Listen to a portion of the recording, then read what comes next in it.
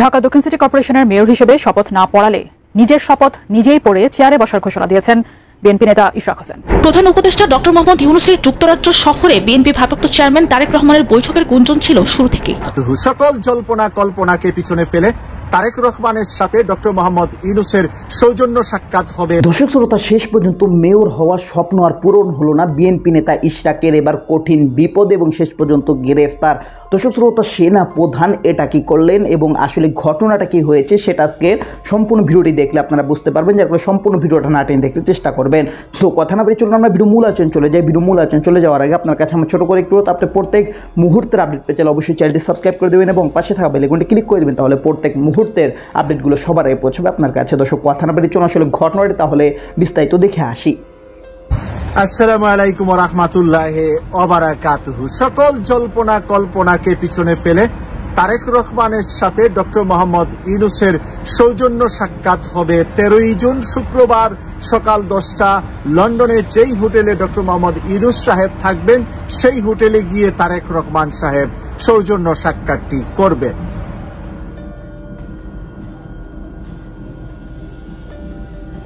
প্রিয় দর্শক, আমি গত রাতে একটি ভিডিওতে বলেছিলাম যে আপনাদেরকে আরেকটি লন্ডনের সফরের একটি আকর্ষণীয় নিউজ শোনাবো আজকে বা জানাবো। সেই নিউজটির মাঝখানে আবার বাংলাদেশে হঠাৎ করে চলে আসছে প্রেসিডেন্ট আব্দুল হামিদ। তাই আব্দুল হামিদের উপরে একটি ভিডিও আমি পোস্ট করেছি 2 ঘন্টা আগে। এখন 2 ঘন্টা পরে এসে আমি রাতে যে কমিটমেন্টটা দিয়েছিলাম, মানে লন্ডন সময় রাতে, আপনাদের সময় সকালবেলা যে নিউজটি দিয়েছিলাম টিউলিপ সিদ্দিকীর বিষয়ে, সেখানে আমি বলেছিলাম যে আরেকটি নিউজ লন্ডনে ডক্টর মোহাম্মদ ইউনূসের সফর নিয়ে আপনাদেরকে দেব। তাই এই বিষয়টাই এখন আপনাদের সাথে আলোচনা করছি। সেই বিষয়টা হলো তারেক রহমান সাহেবের সাথে ডক্টর মোহাম্মদ ইউনূসের বৈঠক। তারেক রহমানের সাথে ডক্টর মোহাম্মদ ইউনূসের বৈঠকের বিষয়টা নিয়ে আমরা সবাই আগ্রহী এবং সবাই উদ্যোগী। আমরা চাই যে তারেক রহমান সাহেবের সাথে ডক্টর মোহাম্মদ ইউনূস সাহেবের একটি বৈঠক 10 মাস পরে, উনি সরকার পরিচালনার 10 মাস পরে উনি যেহেতু লন্ডনে এসেছেন আর তারেক রহমান সাহেব যেহেতু লন্ডনে আছেন, তিনি গিয়ে সাক্ষাৎ করুক এবং একটি সৌজন্য সাক্ষাতে রাজনৈতিক ভবিষ্যৎ, বাংলাদেশের রাজনীতিতে বিএনপি যে উৎপাত বা উত্তপ্ত করছে, কিছু মধ্যম সারির নেতা এবং কিছু উপরের সারির নেতা, সেই নেতাদের বিষয়ে যেই বাংলাদেশের মানুষের যে বক্তব্যগুলা আছে সেইগুলা যেন তারেক রহমানের কাছে সরাসরি ডক্টর মোহাম্মদ ইউনূস সাহেব তুলে ধরেন এবং বাংলাদেশকে যে ভারত মুক্ত রাখতে হবে এবং ভারত মুক্ত রাখতে হলে বিএনপির সহযোগিতা ডক্টর মোহাম্মদ ইউনূসের দরকার আছে বলে আমি মনে করছি। এবং বিএনপি যদি সহযোগিতা করে, ডক্টর মোহাম্মদ ইউনূস স্যার আগামী 10 মাসের যে পরিকল্পনা নিয়েছেন, 10 মাসে স্বৈরাচার শেখ হাসিনার সকল শিকড়গুলা, বটগাছের শিকড়গুলা উপড়িয়ে ফেলতে পারবেন। ডক্টর মোহাম্মদ ইউনূস স্যার যেই কাজটা করে যাবেন, সেই কাজটা পরবর্তীতে বিএনপি অথবা জামাত যারা সরকারে আসবে তাদের জন্য রাষ্ট্র পরিচালনা অনেক সহজ হবে। যদি এই কথাটা এখন তারেক রহমান না বুঝে, যখন তারেক রহমান বুঝবেন তখন আর বেলা থাকবে না, তখন অন্ধকার অটোমেটিক বিএনপির উপরে এবং তারেক রহমানের উপরে নেমে আসবে। যেমনটা আমি ভবিষ্যৎবাণী এভাবেও করেছিলাম যে তারেক রহমানকে ভারতের টার্গেট, ডাক্তার শফিকুর রহমানকে ভারতের টার্গেট। এর মধ্যে শোনা যাচ্ছে এনসিপি থেকে 2 জন, সারজিৎ এবং হাসনাত আব্দুল্লাহ, এবং বিডিআরের মহাপরিচালক যার মাধ্যমে বর্তমানে ফজলুর রহমান স্যার, যার মাধ্যমে সেনাবাহিনীর 57 জন অফিসারের তদন্ত চলছে, সেও ভারতের টার্গেট। তাই এই 5 জন মানুষকে ভারত যে কোনো সময় যে কোনো জায়গায় সুযোগ পেলেই দুনিয়া থেকে বিদায় করতে তারা কোনো ধরনের দ্বিধা করবে না এবং সেই কারণে তাদের খুনি দল অলরেডি বাংলাদেশে প্রকাশ পেয়েছে এবং খুনি দলের বক্তব্য আপনারা গত সপ্তাহে শুনেছেন।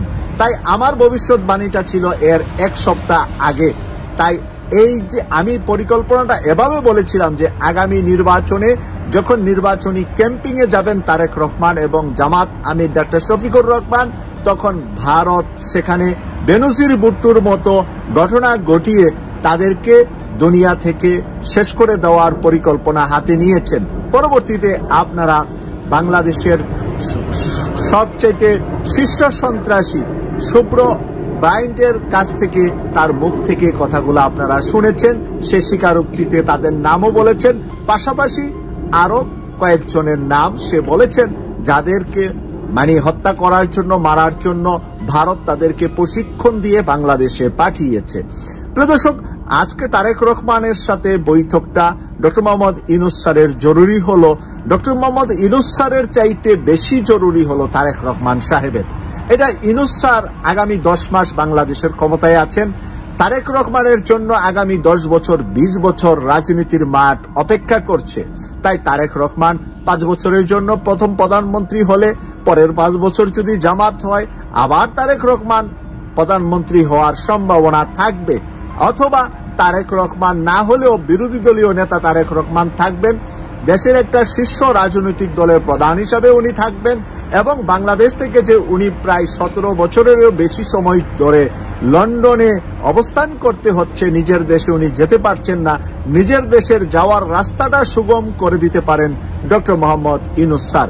ইতিমধ্যে আমরা গত 1 সপ্তাহ আগে জানতে পারলাম যে তারেক রহমানের যে মামলাটা, গ্রেনেড হামলা মামলা, ওই তো দর্শক, আপনার এই ভিডিওটি দেখলেন। ভিডিও দেখে যদি আপনার কোনো মন্তব্য থাকে তাহলে অবশ্যই কমেন্ট বক্সে কমেন্টে আপনার মূল্যবান মন্তব্য জানিয়ে দেবেন। দর্শক, এখন আমরা পরবর্তী একটি ভিডিও দেখব, যেটা দ্বারা আমরা আরও কিছু তথ্য আমরা জানতে পারবো। দর্শক, চলুন আমরা সেই ভিডিওটি বিস্তারিত দেখে আসি।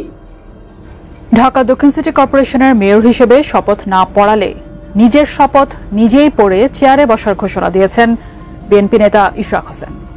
ঈদের কারণে নগর ভবনে চলমান বিক্ষোভ স্থগিতের ঘোষণা দিয়ে ছুটির পরে শপথ না পড়ালে নতুন কর্মসূচি দেবার হুঁশিয়ারি দেন ইশরাক হোসেন। এদিকে নগর ভবনে যারা মব তৈরি করছে তাদের বিরুদ্ধে ব্যবস্থা নিতে ফেসবুক পোস্টে দাবি জানিয়েছেন এনসিপির মুখ্য সমন্বয়ক নাসিরউদ্দিন পাটোয়ারি। আমিনুর ইসলামের রিপোর্ট। বিএনপি নেতা ইশরাক হোসেনকে শপথ পড়ানোর দাবিতে 14 মে থেকে এই আন্দোলন শুরু হয়। ঢাকাবাসী ব্যানারে সংগঠিত হয়ে আন্দোলনে নামেন সিটি কর্পোরেশনের কর্মচারী, ইশরাকের সমর্থক সহ বিএনপি নেতাকর্মীরা। মাঝে 48 ঘন্টার বিরতির পর আবারও নগর ভবনে অবস্থান কর্মসূচি করেন তারা। এক রাষ্ট্রে 2 নিয়ম চলতে পারে না। চট্টগ্রামে আদালত কর্তৃক স্বীকৃত মেয়র তার দায়িত্ব পালন করছেন। এই বর্ষার সিজন, ঢাকা শহরের রাস্তার অবস্থা জানেন, কুরবানি ঈদ সামনে। এখন ষড়যন্ত্রমূলকভাবে ইশরাক হোসেনকে কেন শপথ থেকে বঞ্চিত রাখা হচ্ছে, এটা আমাদের বোধগম্য নয়। আমরা ইচ্ছা করলে অনেক কিছু করতে পারি, কিন্তু আমরা আমাদের গণতান্ত্রিক আন্দোলন চালিয়ে যাচ্ছি। যে আজকে যদি এই মেয়র পদ নেতারা যদি চিনি মেরে খেলে, আগামী জাতীয় নির্বাচনে আমরা তাদের উপর কিভাবে নির্ভর করব? টানা 3 সপ্তাহ ধরে আন্দোলনে নগর ভবনের সব ধরনের সেবা বন্ধ।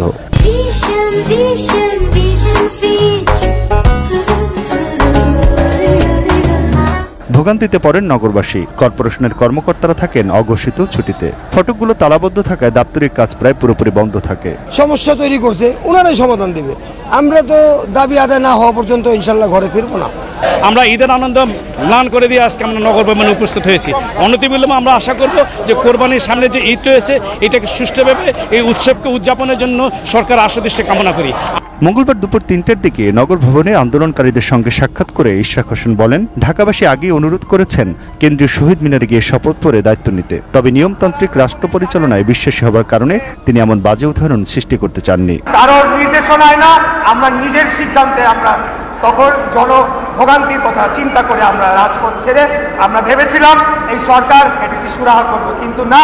পরবর্তীতে আমরা দেখতে পেলাম যে তারা কিভাবে এই শপথ নিয়ে টাল বাহানা করার মাধ্যমে তাদের যে মুখোশ সেটিকে উন্মোচিত করা হয়েছে, এবং বাংলাদেশের বর্তমান অন্তর্বর্তীকালীন সরকার যে নিরপেক্ষভাবে দায়িত্ব পালন করতে পারবে আগামী জাতীয় নির্বাচনের সময়, সেই জিনিসটা শুধু প্রশ্নবিদ্ধ হয় না, সেটা জনগণের সামনে প্রতিষ্ঠিত হয়েছে যে এই বর্তমান উপদেষ্টা পরিষদ দিয়ে সেটি।